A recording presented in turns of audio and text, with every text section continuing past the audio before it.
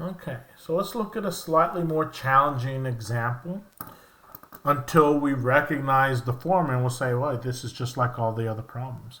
So here we have something to the fourth power, and then minus 2 tangent squared of x minus 3 equals 0.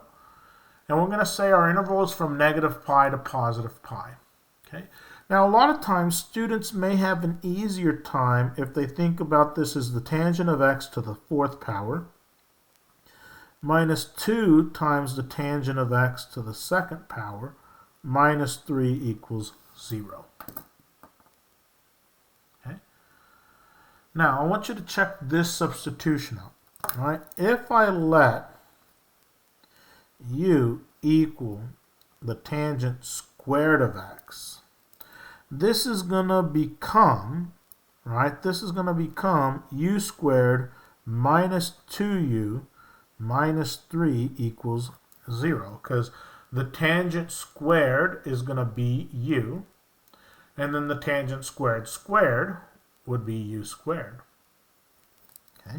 If I look to factor this, this is going to be u minus 3 times u plus 1,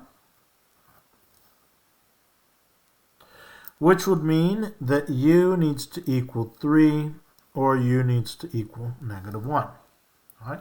Once again, if you're having troubles with factoring, you could use the box method, right? You could come over and say, well, let me try out using a box method for factoring, and I have u squared here, negative 3 there, and I'm looking for values that multiply to be 1 times negative 3, looking for values that multiply to be 1 times negative 3, and whose difference in this case is equal to negative 2. So I know that that would be negative 3 and positive 1, so negative 3u, positive 1u, right? In common here is a u. U times u is u squared. U times 1 is u. 1 times negative 3 is negative 3. Negative 3 times u is negative 3u. So I see the u minus 3 and the u plus 1. Right? And of course, you always have, right, your variable is equal to opposite b plus or minus the square root b squared minus 4ac all over 2a. Right? So you could always use the quadratic formula. But what was our substitution here? Tangent squared.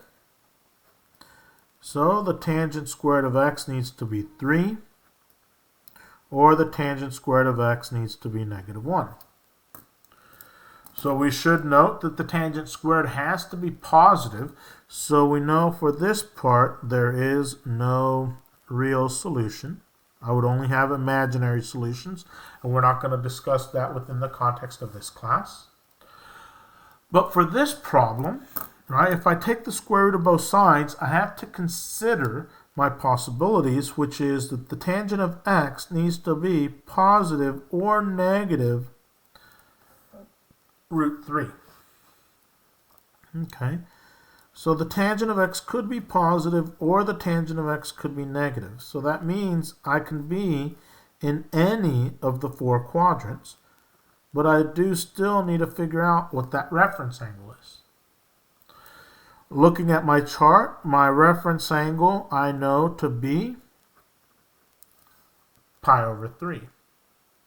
So that means that x would have to be pi over 3 or 2 pi over 3, or x would have to be negative pi over 3 or negative 2 pi over 3. Right? And these would be my solutions on this interval from negative pi to pi. Right? If my interval had been from 0 to 2 pi, then I would have looked at 4 pi over 3 and 5 pi over 3. But my interval is from negative pi to pi, so I have to consider, once I've come across on the positive, then I have to consider, hey, what would these be on the negative angles? Okay.